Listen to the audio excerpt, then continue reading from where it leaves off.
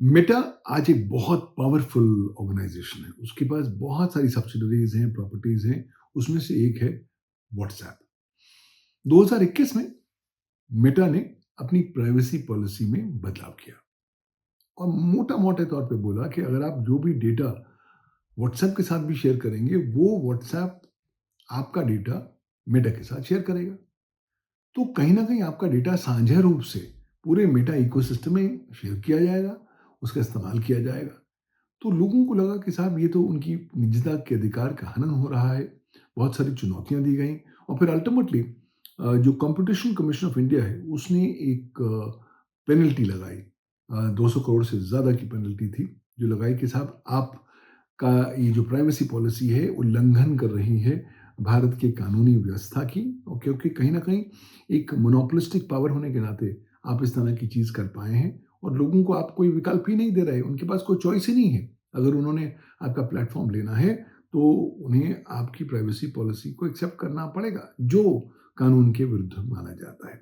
अब उसका एक विभिन्न प्रकार की अपील्स उत्पन्न हुई और फाइनली आज जब सुप्रीम कोर्ट ने ये मामला सुना, तो संभावित तौर पर इस बात को एम्फसाइज़ किया गया कि साहब इस तरह की प्राइवेसी का हनन भारतवर्ष नहीं सहेगा। जो भारत के चीफ जस्टिस ऑफ इंडिया हैं, उन्होंने स्पष्ट तौर पर चेतावनी दी कि साहब अगर आप भारतीय कानून का पालन करना चाहते हैं तो ज़रूर आपका स्वागत है, लेकिन अगर आप भारतीय संविधान का पालन नहीं करेंगे तो आप भारत छोड़ के जा सकते हैं, हमें कोई दिक्कत की बात नहीं है।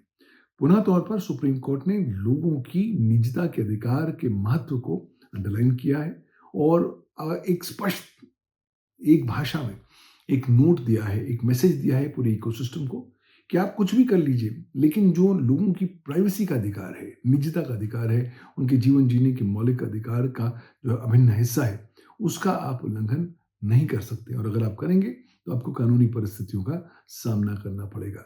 तो देखिए, बात भी सही है। अगर आप व्हाट्सऐप के उपभोक्ता हैं और आप व्हाट्सऐप के साथ कोई डेटा शेयर कर रहे हैं, आपकी तो पूरी प्राइवेसी का हनन हो जाता है जब व्हाट्सएप आपका सारा का सारा डेटा मेटा के साथ शेयर कर देता है। आपने मेटा के साथ कुछ काम भी नहीं किया, आपने कोई ट्रांज़ैक्शन भी नहीं करी, लेकिन फिर भी आपका जो डेटा मेटा के साथ शेयर किया जा रहा है, ये बुनियादी तौर पर भारतीय संवैधानिक जो प्रोविज़न्स हैं, उसका उल्लंघन करते हैं और इसी संदर्भ में फिलहाल ये टिप्पणी सुप्रीम कोर्ट ने दी है। महत्वपूर्ण बात ये रहेगी कि आने वाले समय में देखना पड़ेगा, क्योंकि मैटर विचाराधीन है कि सुप्रीम कोर्ट अब अल्टीमेटली इस दिशा में क्या-क्या आदेश पारित करता है।